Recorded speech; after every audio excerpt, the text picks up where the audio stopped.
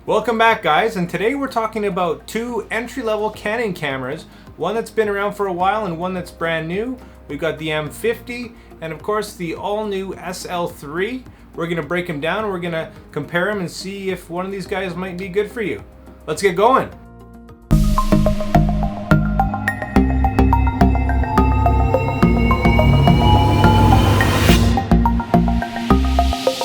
Well guys, we're digging in. We're going head to head versus the Canon M50 versus the much newer, basically brand new SL3. Let's have a look. First, the SL3, Canon's newest member of their Rebel DSLR. And before we get into just comparing the two, I know there's a lot of differences, but I'm usually pretty excited. If you're a subscriber, you know I love all tech, even if it's entry-level stuff. If it's something that's new and innovative that's going to get somebody into the hobby or the profession, I'm all for it. And when I see this camera, when I see what they've brought to the table here in mid 2019, there's a few things that come to mind. No. No. Mm-mm. Mm-mm. No. No. No! No. God! No. No. No! No. God, please, no! No. No! No.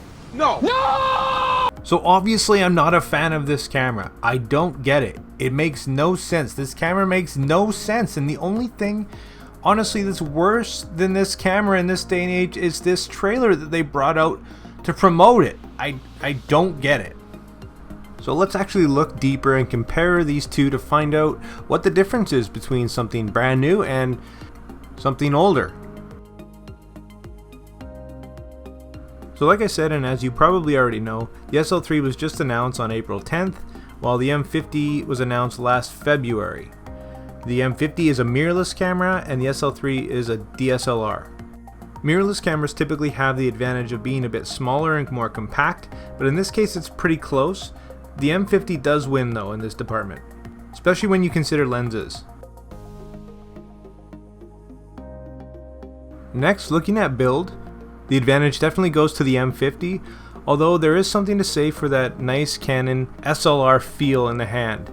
Neither of these cameras are weather sealed, but they do offer the beautiful fully articulating touchscreen, both around $1 million of resolution.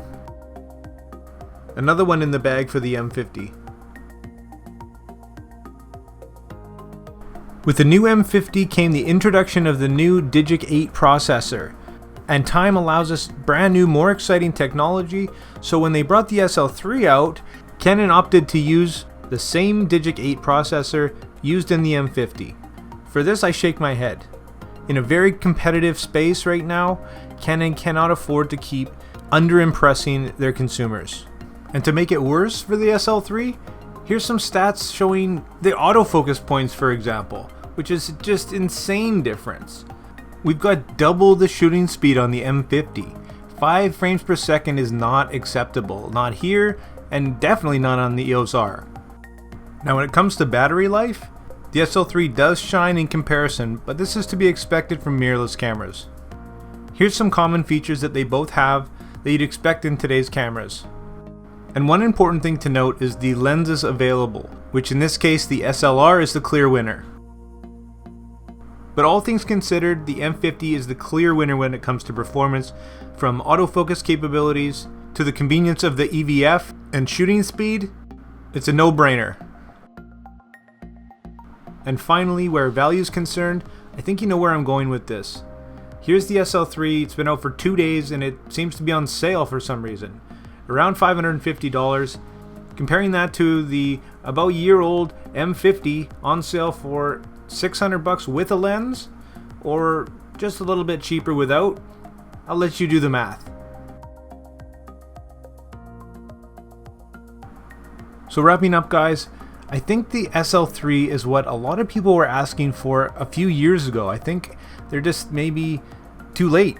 And the M50 has been wildly popular. It ticks a lot of boxes for a lot of people, for YouTubers, for bloggers, for just traveling. And if this is something that you're still looking at, or you're looking in to get an entry-level camera, I'd still say that even this over-year-old camera is still your better bet. But if you've got a passion for buying old technology, or even worse in a lot of cases, at a premium, then definitely check out the SL3. I do like to rate things on a scale from never think about again to consider to definitely buy, and I hate to say it, but probably both of these at this point, given what's available on the market, are going to be a never think about again. And I would run, not walk away from these as an option. Well guys, that's it for this one. That's the cold hard truth. Well, my opinion anyways, for whatever that's worth. And just remember, at the end of the day, any of these newer cameras are going to take awesome pictures if you know how to use your system. But unfortunately, there's just better stuff out there right now. And Canon, you need to get it together. You need a win. So other than that, guys, if you like to see this kind of thing, I do it all the time. Hit that like and subscribe button and drop your questions and comments down below. And like always, make mistakes, be yourself, and get out there and take some more pictures. See you next time.